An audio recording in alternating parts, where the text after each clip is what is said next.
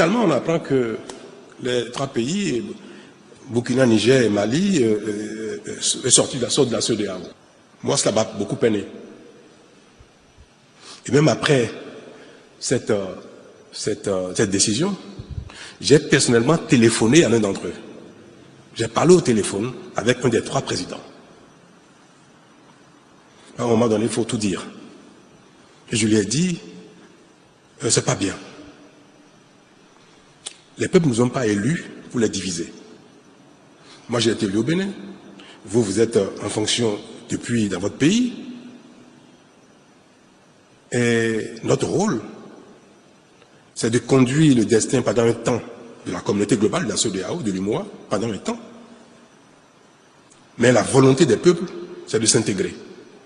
Il n'y a pas de conflit entre le peuple du Bénin et le peuple du Niger. Il n'y a pas de conflit entre le peuple du Bénin et le peuple du Burkina ni du Mali.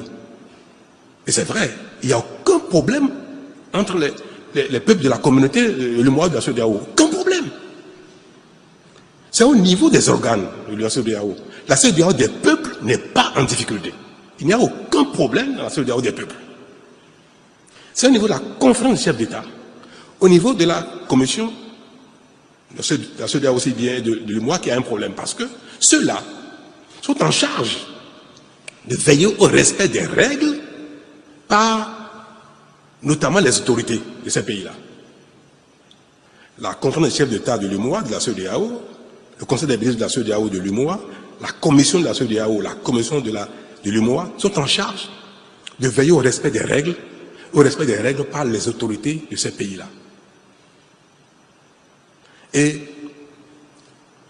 personne n'a dit que le peuple burkinabé, nigérien ou malien ou guinéen a fait quelque chose de contraire aux règles. Non. C'est au niveau des responsables. Donc, s'il y a un problème au niveau des responsables, et que leurs homologues, leurs pairs, ont constaté, on dit non, c'est pas bien, c'est pas conforme aux règles. Ne faites plus ça.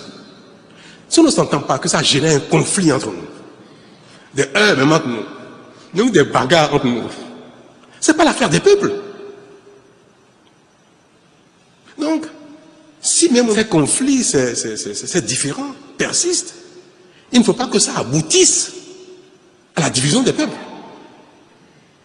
Moi, je conçois que les présidents du Niger, du Burkina disent à un moment donné, on suspend notre participation aux organes de ces institutions-là. Ça se comprendrait. Mais dire que je veux détacher le peuple burkinabé, malien, nigérien du peuple béninois, togolais, sénégalais, qu'on soit, le problème, c'est pas entre les peuples. Or, ces décisions qu'ils ont prises sont des décisions qui séparent les peuples. Et ça, c'est pas normal. Et c'est pour ça que moi, celui à qui j'ai parlé, j'ai dit, ça allait trop loin. Nous allons trop loin. Il faut qu'on se revoie.